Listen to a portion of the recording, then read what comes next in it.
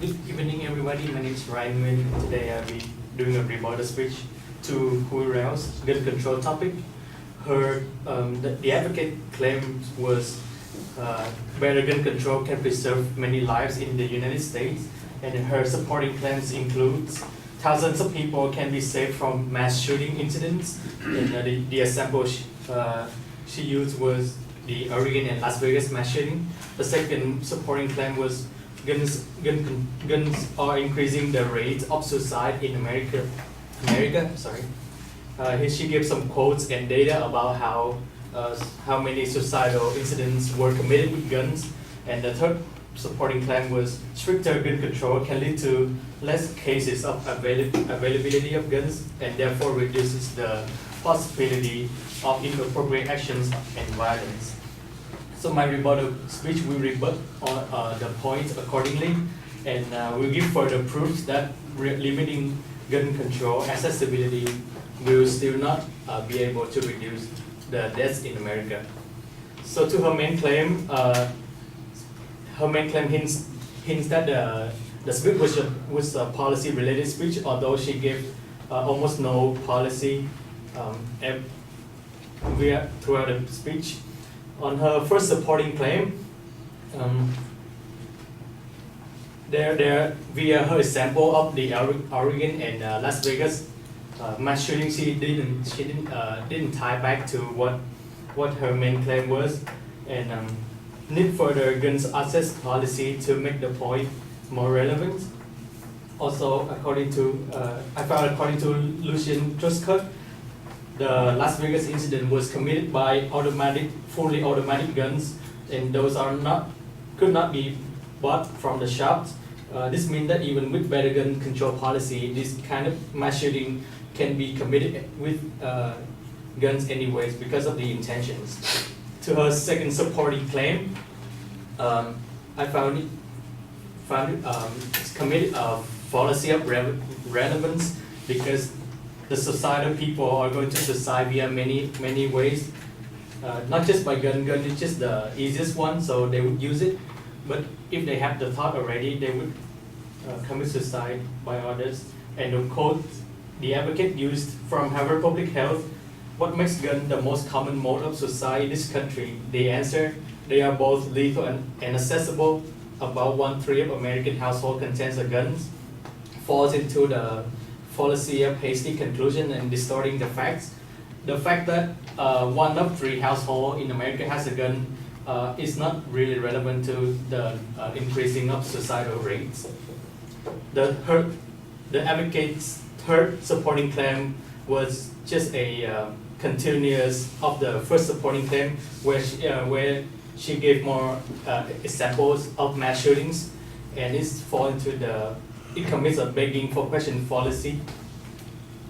And one of the examples the advocate used was the test score dropped by 5% based on the depression rate of high school students, and this doesn't really relevance to how gun usage can make the grades go higher or any beneficial or any benefits of that. And the advocate had a quote of the transfer of firearm between a husband and wife or registered domestic partner is exempt from the requirements to use a licensed dealer to perform the transfer. Is the only policy-related words, but there's also no elaborations or conclusion tied from this. In general, the speech had many irrelevant examples to her main claim, which is how gun control can limit the deaths of America. And to end my speech, I would like to quote John Lott from Fox News. Here's something I would like those advocates to consider. Europe, which has all the gun controls that are being pushed in the aftermath of Las Vegas carnage, has actually suffered more bloodshed from these types of attacks in the US. Countries such as France may have made all semi-automatic guns illegal, but that hasn't stopped killers from getting fully automatic machine guns to use in mass shooting attacks.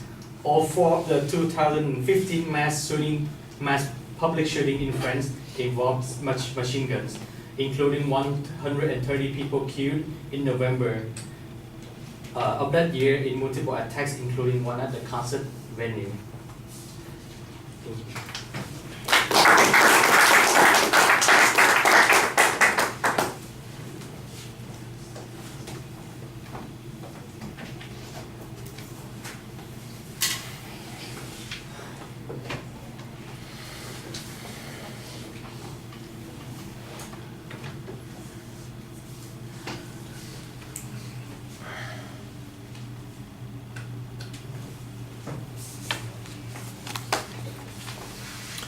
Well, you start pretty effectively by labeling the advocate's claim and what the secondary issues are going to be. You kind of present a counterclaim suggesting that limited access will not decrease deaths, so that's a reasonable point to be making. You want to come back to that in a couple of spots and remind us that that is the position that you're taking in general to the position that the advocate is taking. You did do a good job labeling the first claim as you moved to it. You challenged the lack of specificity about the policy that's being advocated. I think that's a good point because we don't know what kind of gun control is being talked about. We don't know how that gun control would work, and if we don't know what it is we're talking about, how can we make an inference about whether or not it's going to be effective? I think that's the part of the argument that you need to make a little bit more clear, that the ambiguity in what kind of gun control is being discussed creates an uncertainty as to what the outcome is going to be. The challenge that you present to the Las Vegas shootings is based on this notion that the guns that were shot there were fully automatic and that they couldn't have been purchased in regular gun stores. I think you had a source there. It was a little bit vague on that. I think that that's a good point to make, though, that suggests that any proposed gun laws currently would not have done anything to stop what happened in Las Vegas because most of those guns were, not legal to begin with, the way that they were being used. On the suicide issue, I think you do want to use a numerical signpost so that we know that that's where we are. It was a little bit confusing because I didn't really catch that that's what the second point was in the preview, but I figured it out as you were going on. And you kind of challenged the relevance of the statistical information that the advocate's presenting to the conclusion that that's why suicide rates are higher. That's a reasonable press that you're presenting there. It would be nice if you had some statistical information to suggest that suicide rates are high even in places where they don't have access to guns, for instance, which would, I think, be maybe a more direct contradictory position on this as opposed to merely making a press. The argument about how depression applies in high school students and guns, I don't understand why it was there in the first place. You're saying you don't understand why it's there. What does it achieve? My memory of it is not very clear, so I think that that's the right kind of press to make on that argument. On your final point, you basically are suggesting that although there are laws concerning the transfer of guns that the advocate talked about, there is no conclusion that's being made about that transfer of guns. In other words, there's no demonstration that a harm occurs as a result of that husbands or wives get access to guns that are more dangerous or used more frequently in crimes as a consequence of that. So why is closing that loophole something that's important to do? That's a reasonable question to ask.